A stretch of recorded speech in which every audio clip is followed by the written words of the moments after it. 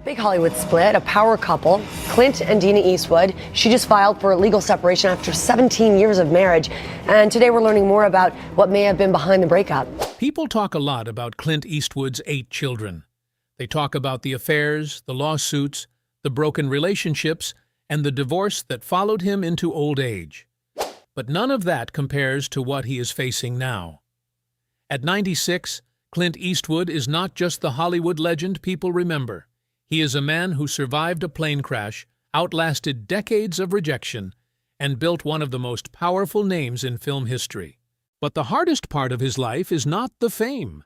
It is what happened behind it.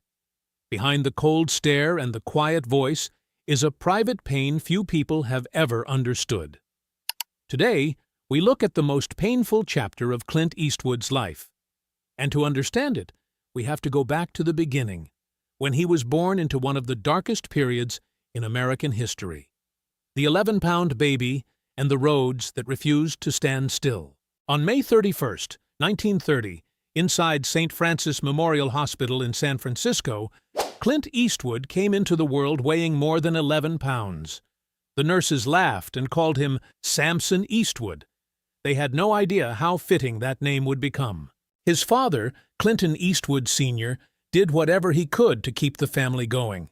He sold bonds, worked in manufacturing, and even spent time as a detective. His mother, Ruth, raised the children before later working at IBM. But during the Great Depression, nothing felt secure. Jobs vanished. Money was tight. The family kept moving from one place to another, from San Francisco to the edges of Oakland, from small apartments to new streets and new schools. For a child, that kind of life leaves a mark. You learn early that nothing is promised. In 1940, the family finally settled in Piedmont, California. It gave Clint a stability many families could only dream of. Years later, he often spoke of hardship and hunger. The truth may have been softer than the legend, but maybe that was how he turned memory into strength. Even as a boy, Clint seemed quiet and guarded. His mother, Ruth, lived to be 97 and almost never spoke publicly about him.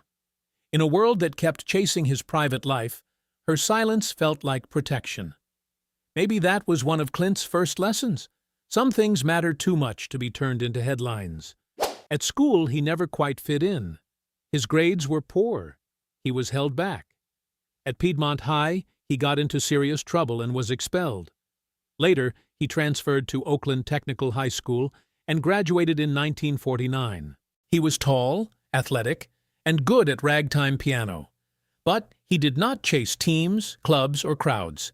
Even then, Clint Eastwood was already becoming the man America would one day recognize. Quiet, stubborn, talented, and always standing a little apart. The waves that failed to drown him. After graduation, Clint Eastwood had no real plan. He took whatever work he could find: lifeguard, grocery clerk, paperboy, forest firefighter, steel worker, golf caddy. Nothing lasted.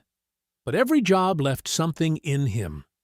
Before Hollywood, before the cameras, before anyone knew his name, Clint was just a young man trying to keep moving. Hard work taught him not to fear struggle and not to look down on ordinary people.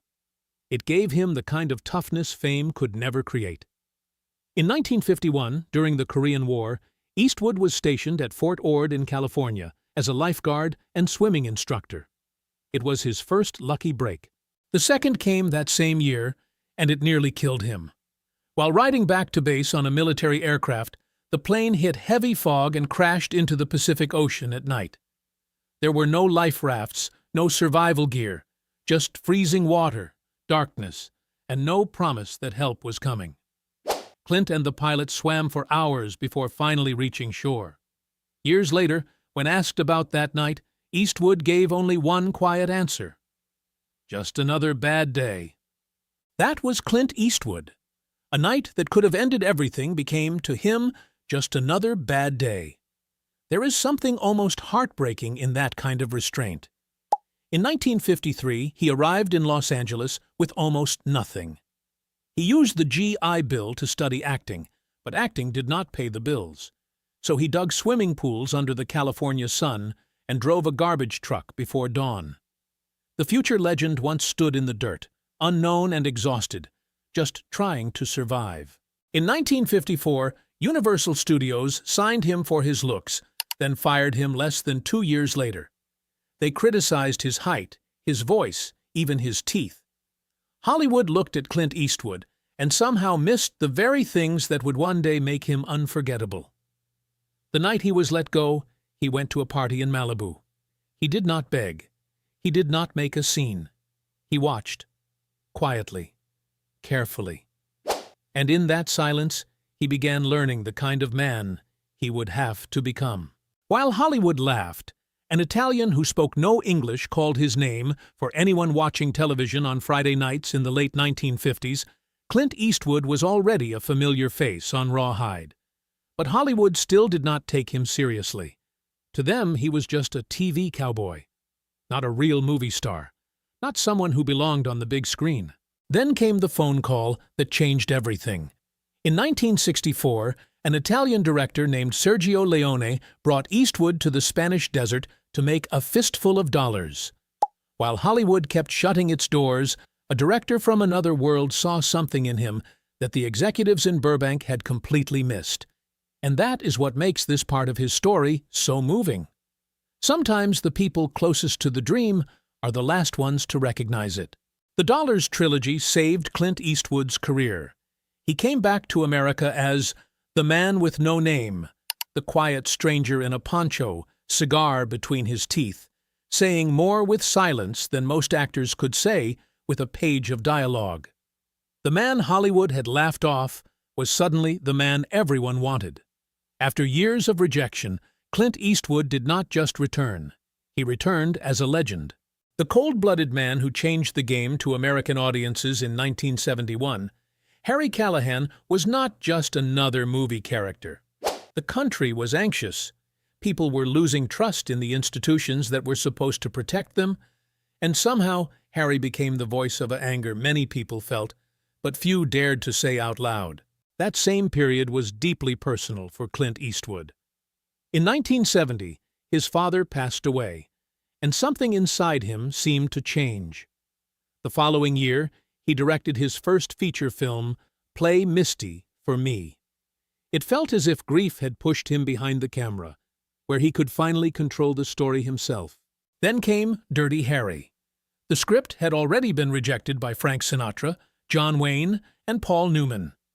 Only after those bigger names said no did Eastwood step in. It is almost painful to think about now. The role that would help define him came to him only after Hollywood had looked everywhere else. When the film reached theaters, it was attacked, debated, and accused of going too far. But audiences came anyway. The box office exploded. And Clint learned something Hollywood never forgot. Controversy could sell tickets just as powerfully as praise. 12 years later, Harry's line, "Go ahead, make my day," became part of American culture. Even President Reagan quoted it. A simple action movie line had become the language of a nation, and behind it all was Clint Eastwood, a man who had turned rejection, grief, and silence into one of the most unforgettable screen images America had ever seen. The Eiger Peak and the Shadow That Never Left the Stage. In 1975, while filming the Eiger Sanction on the dangerous rock faces of Switzerland, tragedy struck. A rock fall hit a British crew member named David Knowles. He died in front of the crew. This was not a scene. It was not Hollywood danger carefully controlled by cameras and stunt teams. It was real, and everyone there had to live with what they saw. Eastwood had always wanted his films to feel authentic, but on that mountain, that hunger for realism came at a terrible cost. The movie was finished, but David Knowles' name would forever remain part of its shadow. After that day, Eastwood rarely spoke about him in public. Maybe silence was the only way he knew how to carry it. But the people who were there understood. Something like that does not simply disappear when filming ends. It follows you. And for Clint Eastwood, it became one of the first heavy burdens he would carry for the rest of his life. Sondra Locke and the wound that never fully healed. They met in 1976 on the set of The Outlaw Josie Wales. Sondra Locke was sharp, talented, and full of ambition. Clint Eastwood was already at the height of his power. Their relationship lasted 14 years. Together, they made 6 films and shared a life that was complicated from the beginning because both were still married to other people. By 1989, everything collapsed. Eastwood helped arrange a 3-year directing deal for Locke at Warner Brothers, presenting it as support for her career.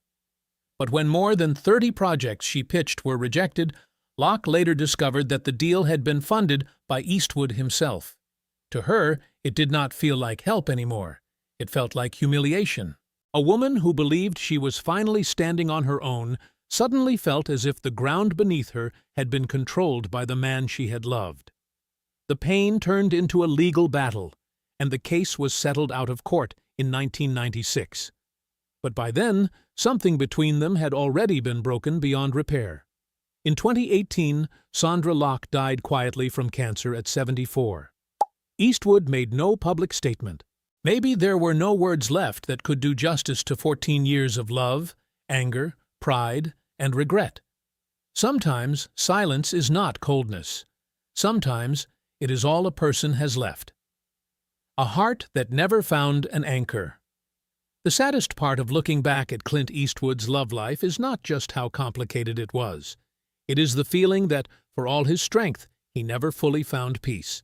Here was a man who could stand against Hollywood, survive deadly waters, and rebuild himself again and again. But love seemed to be the one place where even Clint Eastwood could not always stay steady. His first wife, Maggie Johnson, stayed beside him for 31 years, from the years of struggle to the height of his fame.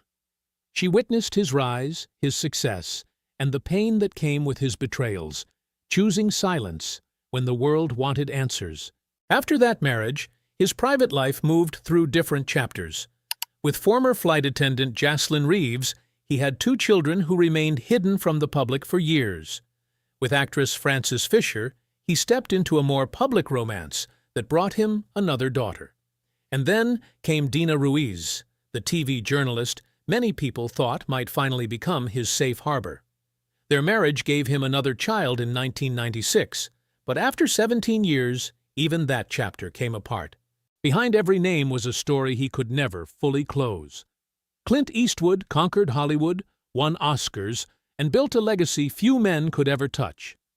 But the quiet, settled kind of love seemed to be the one thing fame could never give him. A sprawling family tree. All those complicated chapters in Clint Eastwood's private life eventually became part of a much larger legacy. 8 children with 6 different women. Laurie, born in 1954, stayed out of the public eye for decades. Kimber came from his relationship with Roxanne Tunis. Kyle and Allison were born from his first marriage to Maggie. Scott and Catherine from Jaslyn. Francesca from Frances. And Morgan from Dina. Each child carries a different piece of his story. Kyle Eastwood became a jazz musician, finding a quiet bond with his father through film scores, a kind of wordless language for feelings that may have been hard to say out loud. Francesca has spoken publicly about her struggles with depression, reminding people that growing up with a famous last name does not mean growing up untouched by pain. That is what makes Clint Eastwood's family story so human. It was never simple. It was never perfectly polished. It carried love, distance, silence, mistakes, and consequences. And maybe that is why it feels so real. A second act when the world thought the curtain had fallen. In 1992, many critics thought Clint Eastwood's best years were behind him. Then Unforgiven arrived and changed everything. As the film began, loyal fans noticed 2 quiet words on the screen: dedicated to Don. It was Eastwood's tribute to his late mentor, Don Siegel. In the biggest moment of his career, he still made room to honor the man who had helped shape him. Unforgiven won Best Picture and Best Director. Eastwood had not just come back. He had become something deeper than the tough man people thought they knew. In 1995, the bridges of Madison County showed another side of him. In one wordless scene inside a truck at a red light, he broke audiences' hearts. People suddenly saw that the man famous for holding a gun was also a sensitive artist, a jazz lover, and a composer who scored many of his own films. By 2004, Million Dollar Baby gave him another pair of Oscars at 74. This was not a fading legend holding on to the past. It was a second life. On set, they called him One Take Clint. Efficient, quiet, no ego. He even drove himself to the studio in an old pickup truck. In a town built on vanity, Clint Eastwood survived through discipline. And somehow, he kept finding new ways to begin again. The empty chair and the loneliness of being left behind. In 2012, at the Republican National Convention, Clint Eastwood walked onto the stage with an empty chair. His unscripted 12-minute monologue shocked the media. Some people praised his boldness. Others mocked it as strange and uncomfortable. But one thing was undeniable. At 82, he could still stop the whole country and make everyone look. Yet that moment also changed how many people saw him. To some in the modern media, he was no longer just a legend. He was suddenly treated like an old man from another time. And maybe that was the beginning of a quieter kind of isolation, the loneliness of a man whose era was slowly slipping away from him. Around the same time, his marriage to Dina Ruiz was falling apart in front of the tabloids. At 84, Eastwood had to watch his private life become public again, this time through the colder, harsher lens of social media. The man who refused to let time write his ending. Many people thought Gran Torino in 2008 was his final bow, but Clint Eastwood never put the camera down. Year after year, he kept working. Most recently, he was still directing Juror Number 2. The secret behind that endurance was very different from his tough cowboy image. Behind the hard stare was a man who lived with strict discipline, a clean Mediterranean diet, daily meditation, and yoga practice since the 1970s. That quiet routine helped him keep creating, even as aging took its toll. Even when strikes slowed Hollywood down, and even when the studio gave his film only a tiny limited release in a handful of theaters, Eastwood kept moving forward. On June 1, 2025, in a world filled with fake news and deepfakes, he quietly acknowledged his 95th year and made it clear he had no plans to retire. He was not trying to prove he was young. He was simply refusing to let time decide the ending for him. The truth. He has carried his entire life and a single word. When you watch Clint Eastwood age across 7 decades, it feels like watching a piece of your own youth slowly disappear. In 1966, his co-star Eric Fleming drowned in Peru. Eastwood reportedly said, "I lost a brother." And that was only the beginning. Then came Sergio Leone, Don Siegel, his parents, Sondra Locke, friend after friend, memory after memory. Maybe the heaviest truth Clint Eastwood carries is not scandal, or family secrets, or failed love.